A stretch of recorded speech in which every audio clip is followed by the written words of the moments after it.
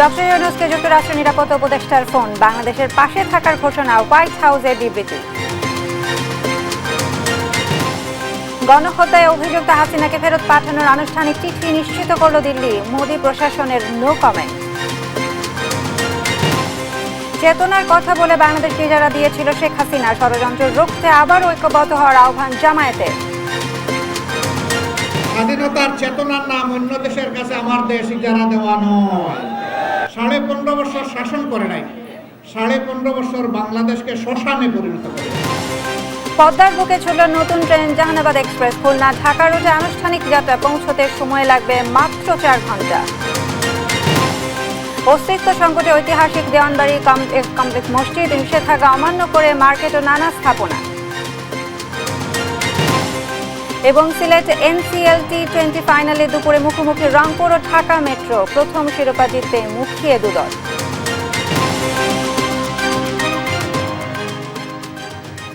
দেখছিলেন শিরোনাম সংবাদ সকালের সাথে আছি আমি সাইনা ইসলাম।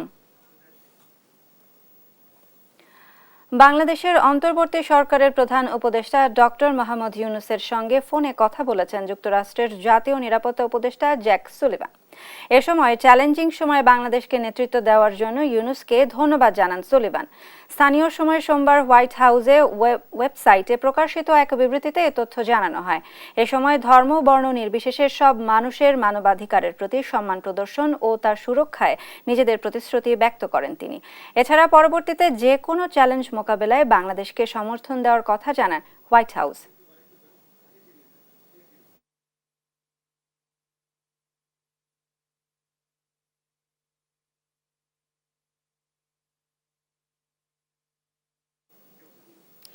পলাতক প্রধানমন্ত্রী শেখ হাসিনাকে আনুষ্ঠানিকভাবে ফেরত চেয়ে ঢাকার দেয়া চিঠি গ্রহণ করেছে নয়াদিল্লি।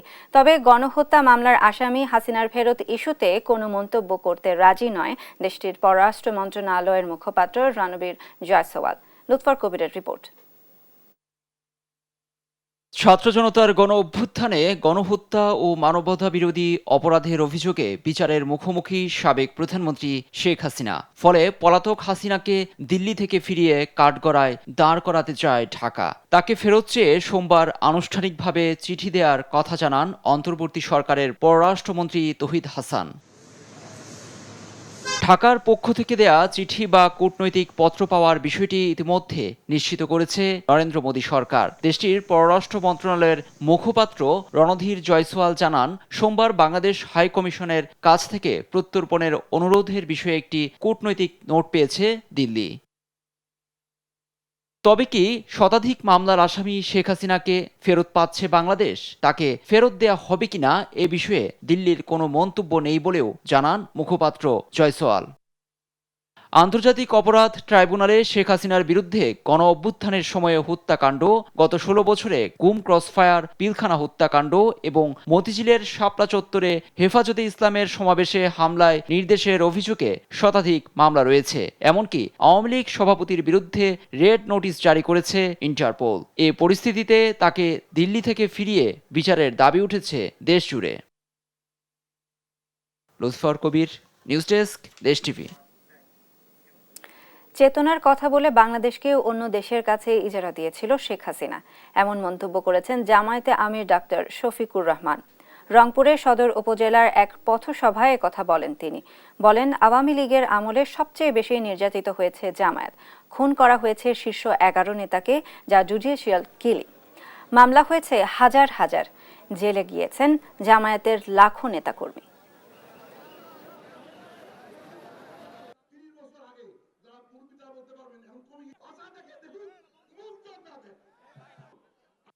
আগের স্বাধীনতার পরে 23 বছর আর 71-এর পরে 53 বছর, এই 76 বছর সময় জাতির কপাল থেকে চলে গিয়েছে। কিন্তু বাস্তবে মানুষ একটা স্বাধীন দেশের নাগরিক হিসাবে যেভাবে তাদের মর্যাদা থাকা দরকার, যেভাবে তাদের অধিকার পাওয়া দরকার, যেভাবে একটা সুন্দর শিক্ষা ব্যবস্থা গড়ে ওঠার কথা ছিল, যেভাবে অর্থনীতি মজবুত হওয়ার কথা ছিল, সম্মানজনক পররাষ্ট্রনীতি হওয়ার কথা ছিল, তার কোনো কিছুই আমরা হাতে পাইনি। স্বাধীনতার চেতনার নাম অন্য দেশের কাছে আমার দেশ ইজারা দেওয়া নয়। 15.5 বছর শাসন করে নাই, 15.5 বছর বাংলাদেশকে শ্মশানে পরিণত করেছে। শত শত নেতাকর্মী খুন করেছে, আলিম উলামাকে খুন করেছে। বিডিআর সদর দপ্তর পিলখানায় 57 জন সেনা অফিসারকে তারা নির্মমভাবে হত্যা করলো, পরিবারের সদস্যদেরকে হত্যা করলো, হত্যা করে লাশগুলা ড্রেইনে ভাসায় দিল। পদ্মা সেতু হয়ে খুলনা ঢাকা রুটে বাণিজ্যিক যাত্রা শুরু করলো জাহানাবাদ এক্সপ্রেস। এর মধ্য দিয়ে দীর্ঘদিন পর পূরণ হলো খুলনার মানুষের বহুল প্রতীক্ষিত স্বপ্ন। খুলনা থেকে নড়াইল হয়ে পদ্মা সেতু দিয়ে ঢাকার পথে যুক্ত হলো জাহানাবাদ এক্সপ্রেস। পদ্মা সেতু হয়ে মাত্র 4.25 ঘন্টার মধ্যেই ঢাকায় পৌঁছতে পারবে খুলনার যাত্রীরা। এতে খুশি দক্ষিণাঞ্চলের সাধারণ মানুষ।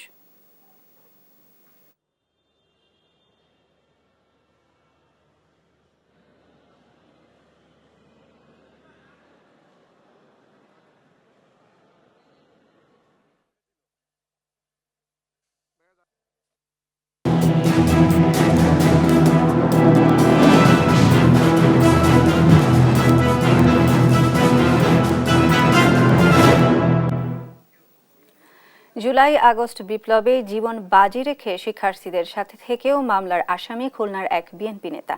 মামলার বাদী জানি না আসামি কতজন বা কি বা তাদের পরিচয়।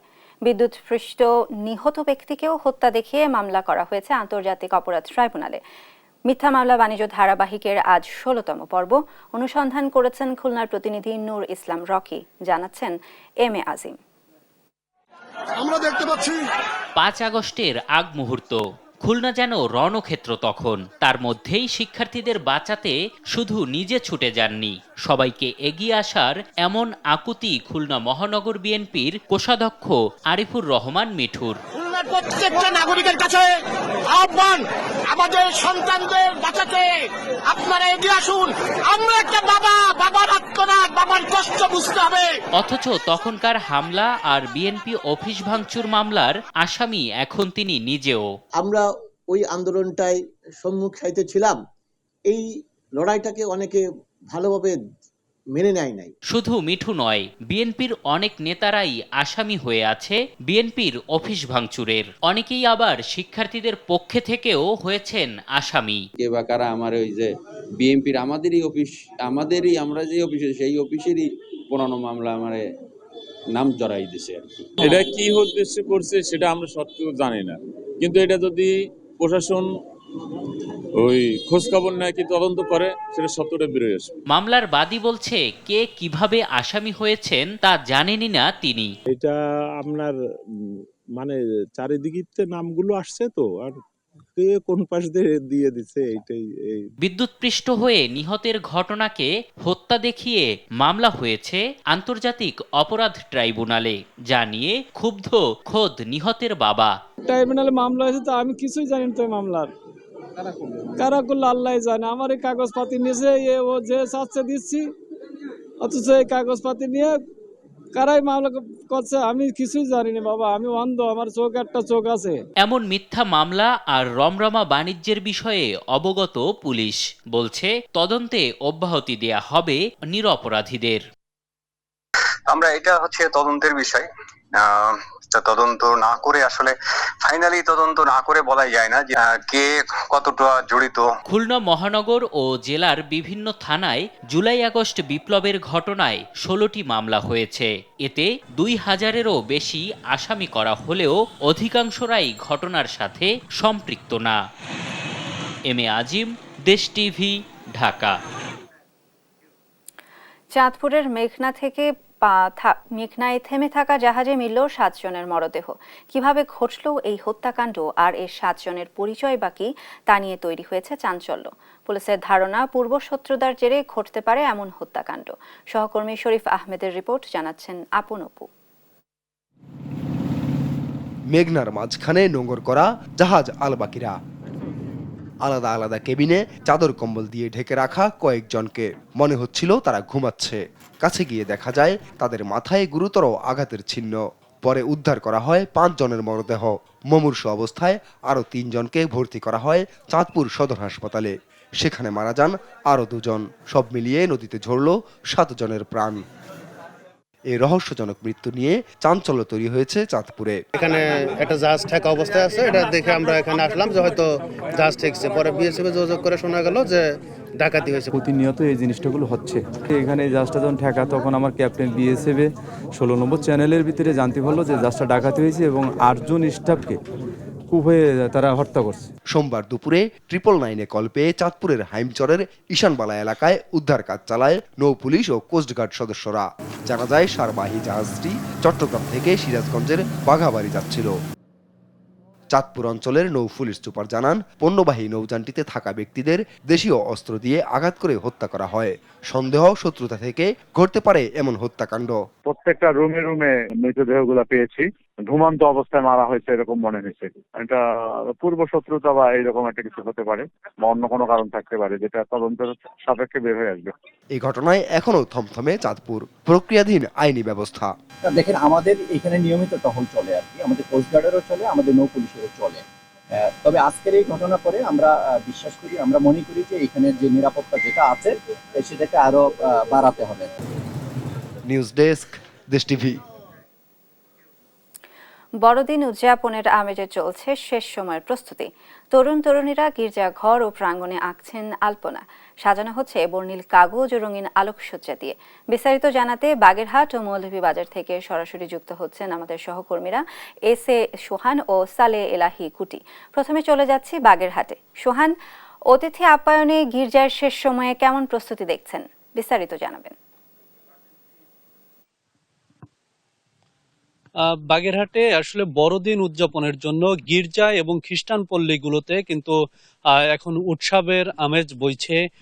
গির্জা এবং খ্রিস্টান পল্লীগুলোকে সাজানো হয়েছে বিভিন্ন রঙে ঢঙে এবং আলোকসজ্জা করা হয়েছে খুবই আকর্ষণীয় করে। আমরা দেখেছি এখানে ফাতিমা মা রানীর যে মূর্তি ছবি সেটি বানানো হয়েছে, এখানে ক্রিসমাস ট্রি বানানো হয়েছে, গোশালা বানানো হয়েছে এবং এখানে বিভিন্ন ফুলে ফলে সাজানো হয়েছে। এই যে বাগেরহাট শহরের বাসাবাটি এলাকায় যে মা ফাতিমা রানীর যে গির্জা, সেই গির্জাটি আসলে এই যে এই উৎসবটি কিন্তু খ্রিস্টান ধর্মাবলম্বীদের সব থেকে বড় উৎসব এবং এই উৎসবকে ঘিরে তাদের যে সারা বছরের যে প্রস্তুতি থাকে এবং সারা বছর তারা যে উৎসব উদযাপনের নানান রকম চিন্তা করে থাকেন, সেই চিন্তার কিন্তু বহিঃপ্রকাশ ঘটে এই দিনে।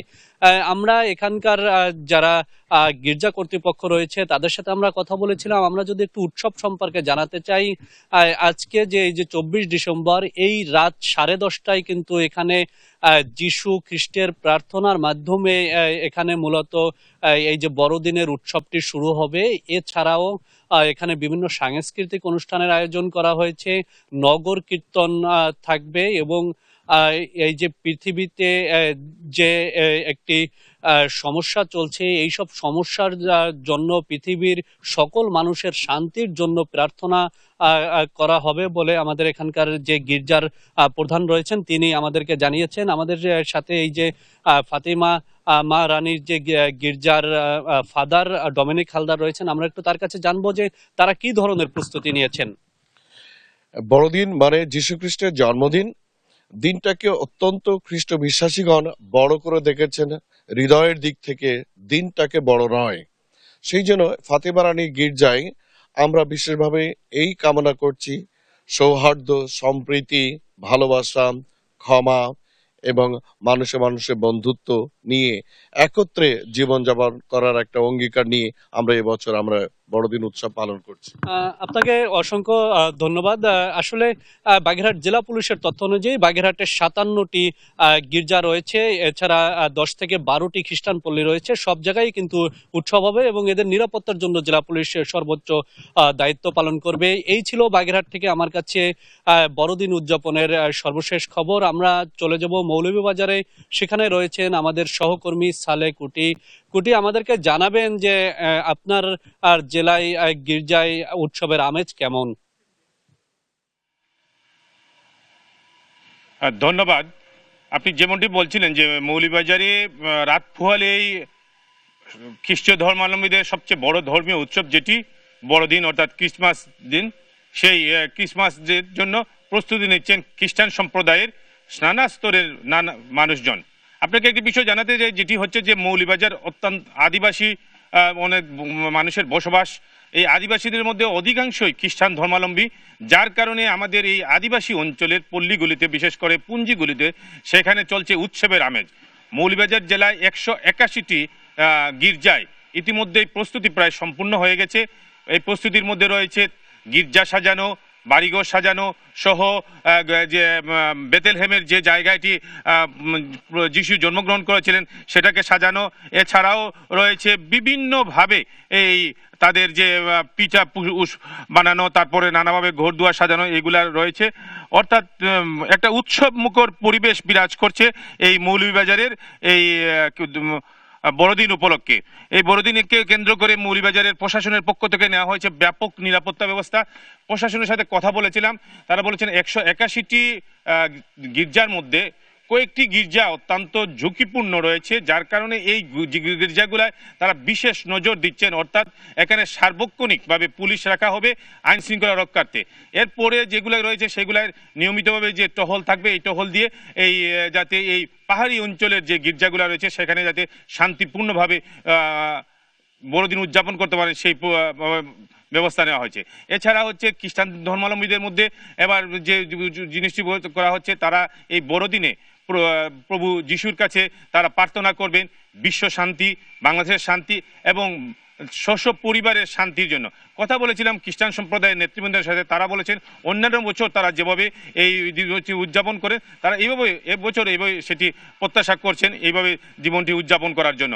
আমি এখন কথা বলবো এই শ্রীমঙ্গল খ্রিস্টান পল্লীর ধর্ম পুরোহিত যিনি শ্যামল গুমেজ, তিনি জানাচ্ছেন তার এই প্রস্তুতি এবং খ্রিস্টান যে সবচেয়ে বড় ধর্মীয় উৎসব, সেই ধর্মীয় উৎসবের বিস্তারিত বিষয়টি। কোটি ভাই আপনাকে ধন্যবাদ। আমরা এই এবছর অন্যান্য বছর মতো প্রস্তুতি নিচ্ছি এবং সবাইকে বড়দিনের উষ্ণ শুভেচ্ছা জানাই। আমরা প্রস্তুতি প্রায় সুসম্পন্ন হয়েছে আমাদের। আমরা এখন যেটা করছি, আমাদের প্রার্থনা সবচেয়ে বড় অনুষ্ঠান আজকে সন্ধ্যা থেকে শুরু হবে, প্রার্থনা এবং উপাসনা। আমরা এই অভাগা পৃথিবী, অশান্ত অসুস্থ পৃথিবী শান্তি দিতে যিনি আসছেন, সেই খ্রিস্ট প্রভু যেন বাংলাদেশ তথা সারা বিশ্বে শান্তি প্রতিষ্ঠিত হয়, সবার মধ্যে মুক্তি আসে, পরিত্রাণ আসে, আমরা যেন পরস্পরকে ভাই বোন হিসেবে ভালোবাসতে পারি, সেই বার্তা নিয়ে এবছরে সেই বড়দিন আসছে। সবার জীবনে সেই মঙ্গল কামনা করি। সবাইকে ধন্যবাদ। আপনি যেমনটি শুনছিলেন যে এই খ্রিস্টান ধর্মাবলম্বীদের তাদের যে প্রস্তুতি, এবং আগামীকালকে সকাল 11টায় মোটামুটি অধিকাংশ গির্জাগুলায় কেক কাটার মধ্য দিয়েই এই বড়দিনের উৎসবে শুরু হবে এবং প্রথমে কেক কাটা হবে, তারপরে এখানে তাদের যে প্রার্থনা, সেই প্রার্থনাটা অনুষ্ঠিত হবে। এই হচ্ছে মৌলভীবাজারের বড়দিন উপলক্ষে প্রস্তুতির সর্বশেষ। ধন্যবাদ খুঁটি আপনাকে। বাগেরহাট এবং মৌলভীবাজার থেকে বড়দিন উদযাপনের প্রস্তুতির বিস্তারিত নিয়ে জানাচ্ছিলেন আমাদের সহকর্মীরা। এ পর্যায়ে আমরা চলে যাচ্ছি মানিকগঞ্জে। জনবল সংকটে ব্যাহত হচ্ছে মানিকগঞ্জ 250 শয্যা বিশিষ্ট হাসপাতালের চিকিৎসা সেবা। এ নিয়ে বিস্তারিত জানাতে যুক্ত হচ্ছেন আমাদের সহকর্মী আব্দুল আলিম। আলিম, কেন এই জনবল সংকট, এতে কি ভোগান্তি পোহাতে হচ্ছে জনসাধারণকে, বিস্তারিত নিয়ে জানাবেন।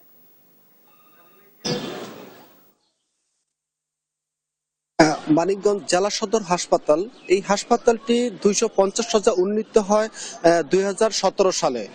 2017 সালে উন্নীত হওয়ার পরে এই 7 বছরেও কিন্তু জনবল পূরণ করতে পারেনি সরকার, যে কারণে সেবা বঞ্চিত হচ্ছে মানিকগঞ্জ সহ আশেপাশের জেলাগুলোর যে সেবা প্রত্যাশী তারা।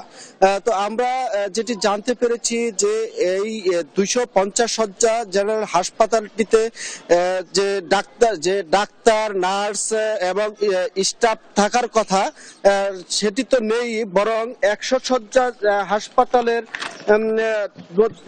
হাসপাতালের যে ডাক্তার প্রয়োজন তাতে যে 20 জন কনসালটেন্ট বিশেষজ্ঞ ডাক্তার থাকার কথা, সেখানে রয়েছে মাত্র 11 জন, শূন্য রয়েছে শূন্য রয়েছে 9 জন, মেডিকেল অফিসার থাকার কথা 16 জন, সেখানে আছে মাত্র 13 জন। এখানে 3 জন চিকিৎসকের ঘাটতি রয়েছে এবং যে স্টাফ অফিসের স্টাফ যে থাকার কথা 66 জন, সেখানে 29 জন ঘাটতি রয়েছে।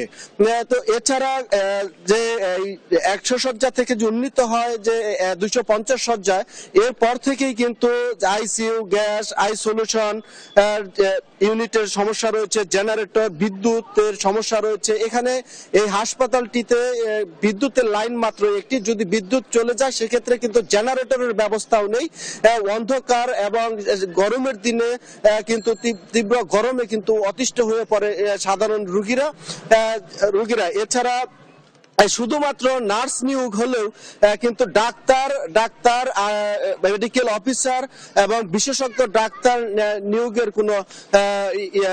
নিয়োগের কোনো ব্যবস্থা নেয়নি কর্তৃপক্ষ। তো আওয়ামী লীগ সরকারের আমলে দুইবার স্বাস্থ্যমন্ত্রীর দায়িত্ব পেয়েছিলেন জাহিদ মালিক স্বপন। তিনি তার নিজ জেলার হাসপাতাল হলেও কিন্তু কাঙ্ক্ষিত উন্নয়ন করতে পারেনি তিনি। জনগণের দাবি যে এই মানিকগঞ্জ 250 শয্যা হাসপাতালটিতে ঢাকা জেলার ধামরাই, টাঙ্গাইলের নাগরপুর, ঢাকার দোহার, নবাবগঞ্জ এবং মানিকগঞ্জের 7টি উপজেলার রোগীরা কিন্তু এই হাসপাতালে সেবা নিতে আসে। কিন্তু ঘন্টার পর ঘন্টা লাইনে দাঁড়িয়ে থেকেও কিন্তু তারা ডাক্তার না দেখিয়ে অনেককে ফিরে যেতে হয়, যে কারণে কিন্তু চরম ভোগান্তিতে পড়ে সাধারণ রোগীরা। এবং আমরা কথা বলেছি এই জেলা হাসপাতালের তত্ত্বাবধায়ক ডাক্তার বাহাউদ্দিনের সাথে। তিনি যেটি বলছেন যে ঊর্ধ্বতন কর্তৃপক্ষকে পত্রের মাধ্যমে বারবার জনবল সংকট যে বিষয়টি জানালেও কিন্তু এই জনবল সংকট নিরসনে কোনো কার্যত পদক্ষেপ নেয়নি। তো মানিকগঞ্জ সহ যে এই হাসপাতালটিতে সেবা প্রত্যাশীদের দাবি যে এই হাসপাতালে যেন জনবল সংকট নিরসন করে এবং যে অন্যান্য যে সমস্যা রয়েছে সে সমস্যার সমাধান করে যেন কাঙ্ক্ষিত সেবা পায় তার দাবি জানিয়েছেন। তো এই ছিল আমার কাছে মানিকগঞ্জ জেলা সদর হাসপাতাল থেকে সর্বশেষ খবর। ধন্যবাদ আব্দুল আলিম। মানিকগঞ্জ থেকে হাসপাতালে চিকিৎসা সেবার জনবল সংকট নিয়ে যুক্ত ছিলেন আমাদের সহকর্মী আব্দুল আলিম। দেখছেন সংবাদ সকাল।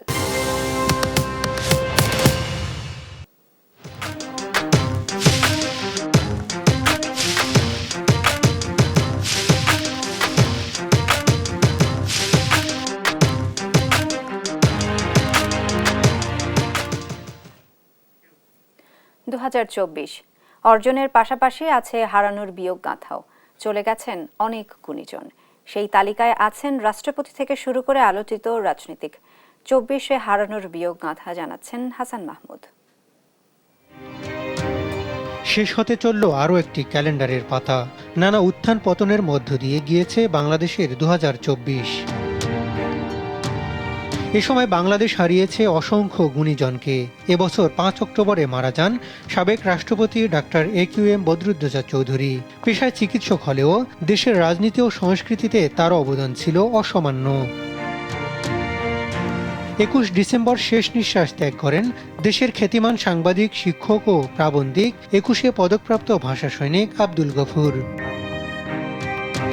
চলতি বছর 11 মে পরপারে পাড়ি জমান কমিউনিস্ট আন্দোলনের প্রবাদ পুরুষ, তাত্ত্বিক ও বাংলা একাডেমি সাহিত্য পুরস্কার প্রাপ্ত লেখক হায়দার আকবর খান রণ।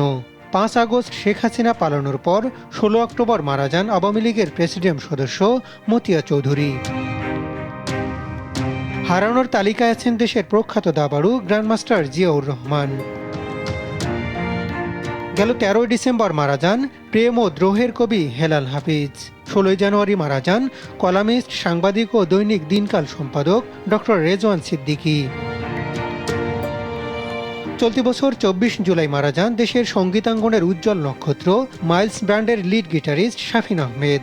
13 মার্চ নিভৃতে পাড়ি জমান বাংলা সঙ্গীতের নক্ষত্র গীতিকার ও সুরকার সাদি মোহাম্মদ। 12 ডিসেম্বর মারা যান 21 পদকপ্রাপ্ত সঙ্গীত শিল্পী পাপিয়া সারোয়ার। 20 ডিসেম্বর মৃত্যু হয় সাবেক অ্যাটর্নি জেনারেল ও অন্তর্বর্তী সরকারের উপদেষ্টা AF হাসান আরিফ। হাসান মাহমুদ, দেশ টিভি, ঢাকা। অস্তিত্ব সংকটে সাভারের ঐতিহাসিক দেওয়ানবাড়ি কমপ্লেক্স মসজিদ। রাজুককে বৃদ্ধাঙ্গুলি দেখিয়ে মসজিদ ভবনের সামনে পুকুর ভরাট করে অবৈধভাবে গড়ে তোলা হচ্ছে মার্কেট ও ভবন সহ নানা স্থাপনা। এ নিয়ে ভীষণ ক্ষুব্ধ স্থানীয়রা। দ্রুত ব্যবস্থা নেওয়ার দাবি জানান তারা। দেওয়ান ইমানের তথ্য ও ছবিতে নুসরাত শোভার রিপোর্ট। কৌতূহলী দুরন্ত কিশোর অনুকে ধর্মশিক্ষা নিতে মাদ্রাসায় পাঠায় বাবা। মাটির ময়না চলচ্চিত্রের সেই মাদ্রাসা ভবনটি মূলত সাভারের আমিনবাজারের ঐতিহ্যবাহী দেওয়ানবাড়ি কমপ্লেক্স। 18 শতকে জনাব আলী হাজি নামে এক ব্যক্তি তুরাগের তীরে নির্মাণ করেন এ বাড়ি।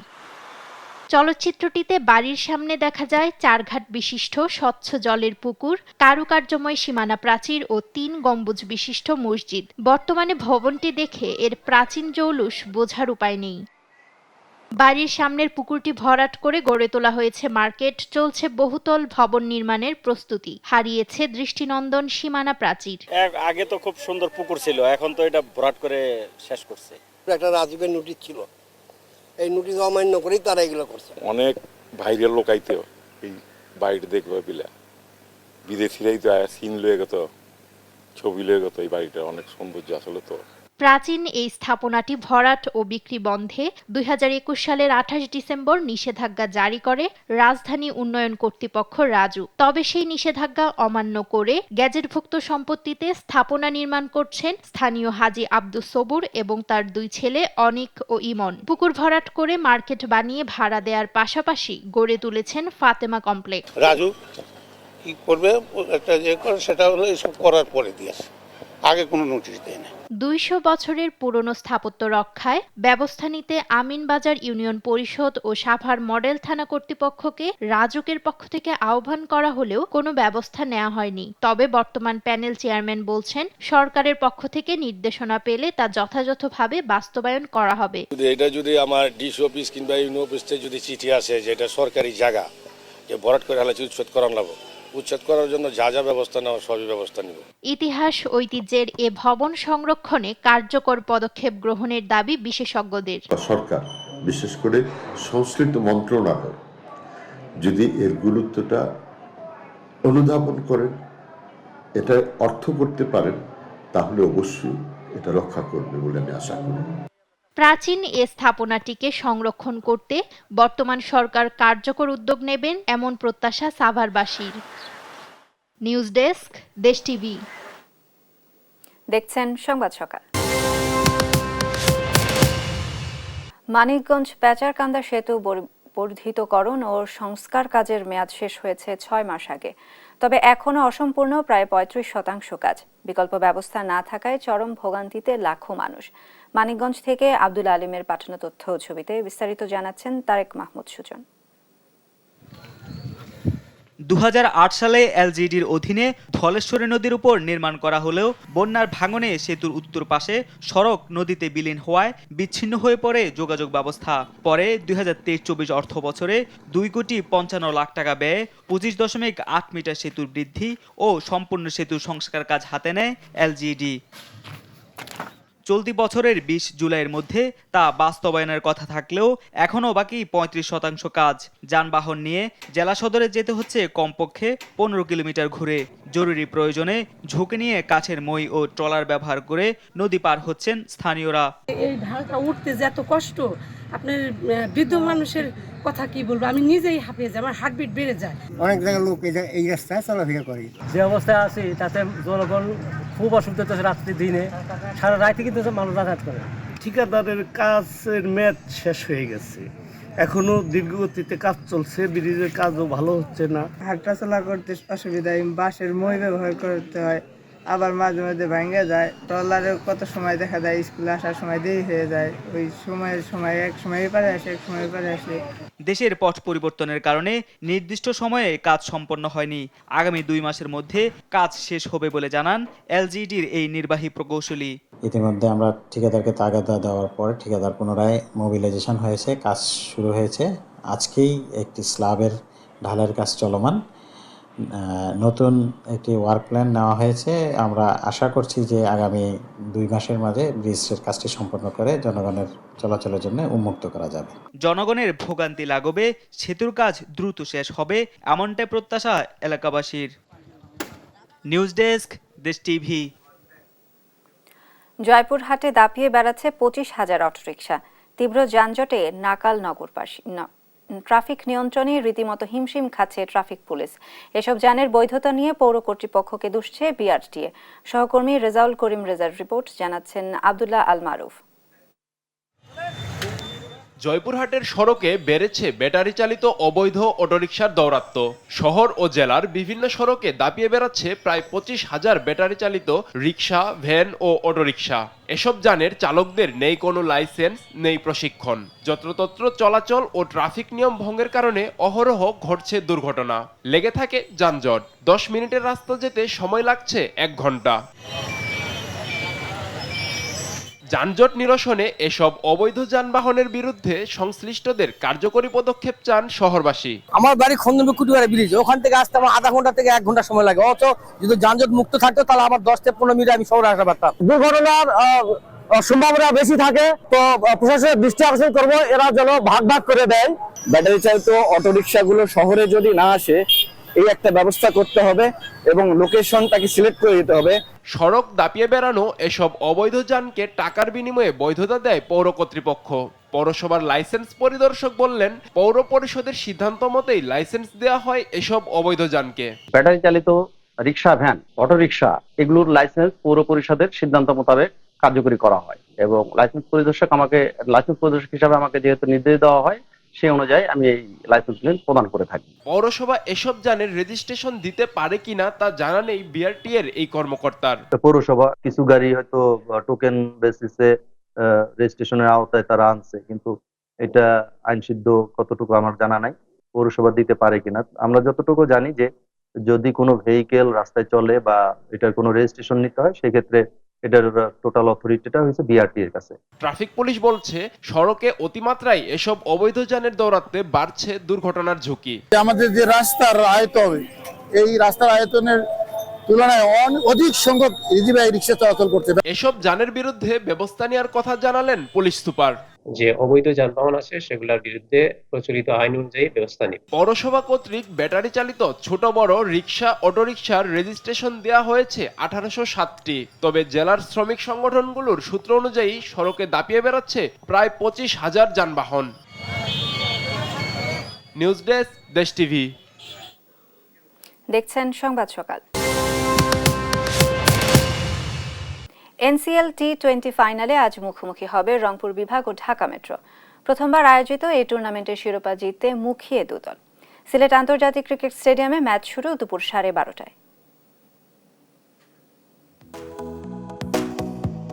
টি20তে নতুন তারকা তুলে আনার প্রচেষ্টায় বিসিবির জমকালো আয়োজন। প্রথমবারের মতো মাঠে গড়া জাতীয় ক্রিকেট লিগ টি20 ফরম্যাটে সিলেট আন্তর্জাতিক ক্রিকেট স্টেডিয়াম ও একাডেমি মাঠে 12 দিন চলে ঘরোয়া ক্রিকেটের এই লড়াই। নানা নাটকীয়তা শেষে ফাইনালে উঠে ঢাকা মেট্রো ও রংপুর বিভাগ। গ্রুপ পর্বের পুরোটা জুড়েই আধিপত্য ধরে রেখেছিল ঢাকা মেট্রো, সঙ্গে লড়াই করেছে রংপুর বিভাগ। অনুমিতভাবেই লিগ পর্ব শেষে পয়েন্ট টেবিলের প্রথম 2 দল তারাই। 7 ম্যাচে 7টিতে জিতে চমক জাগায় ঢাকা মেট্রো। এরপর প্রথম কোয়ালিফায়ারে রংপুরের কাছে হেরে সরাসরি ফাইনাল খেলার স্বপ্ন ধূলিসাৎ হয় রাজধানীর এই দলটির। কিন্তু দ্বিতীয় কোয়ালিফায়ারে খুলনাকে 38 রানে হারিয়ে ফাইনালে ওঠে ঢাকা। ফাইনালে ওঠার পথে ঢাকাকে সামনে থেকে নেতৃত্ব দেন নাইম শেখ। অসাধারণ অধিনায়কত্বের পাশাপাশি ব্যাট হাতেও তিনি ছিলেন দুর্দান্ত। 9 ম্যাচে প্রায় 33 গড়ে করেন 316 রান, যা টুর্নামেন্ট সর্বোচ্চ। অন্যদিকে টানা 5 জয় টুর্নামেন্ট শুরু করে রংপুর বিভাগ, কিন্তু এরপরই হয় ছন্দপতন। টানা 2 ম্যাচ হেরে টেবিলের 2 থেকে শেষ করে গ্রুপ পর্ব। কিন্তু প্রথম কোয়ালিফায়ারে ঢাকা মেট্রোকে 4 উইকেটে হারিয়ে সরাসরি ফাইনালের টিকিট কাটে আগ্রহের দল। রংপুরের আলাউদ্দিন বাবু 8 ম্যাচে 16 উইকেট নিয়ে আছেন সেরা বোলারদের তালিকার 2-এ। ফাইনালের আগে 2বার মুখোমুখি হয় ঢাকা মেট্রো ও রংপুর বিভাগ। 2 ম্যাচেই আসে ভিন্ন ফলাফল। লিগ পর্বে রংপুরকে 7 উইকেটে হারালেও নকআউট পর্বে রংপুরের কাছে 4 উইকেটে হারে ঢাকা। ফ্র্যাঞ্চাইজি ভিত্তিক প্রতিযোগিতা না হওয়ায় অর্থের তেমন ছড়াছড়ি নেই এনসিএল টি20তে, তবে থাকছে বেশ কয়েকটি পুরস্কার। ইতিমধ্যেই প্রাইজ মানিও জানিয়ে দিয়েছে বিসিবি। টুর্নামেন্টের চ্যাম্পিয়ন দল পাবে 20 লাখ টাকা, আর রানার্স আপ দল ঘরে তুলবে 10 লাখ। আসলে সেরা ক্রিকেটার পাবেন 1 লাখ টাকা, আর সর্বোচ্চ রান সংগ্রাহক ও সর্বোচ্চ উইকেট শিকারীর প্রত্যেককে দেয়া হবে 50,000 টাকা করে। তামিমুর রহমান, স্পোর্টস ডেস্ক, দেশ টিভি।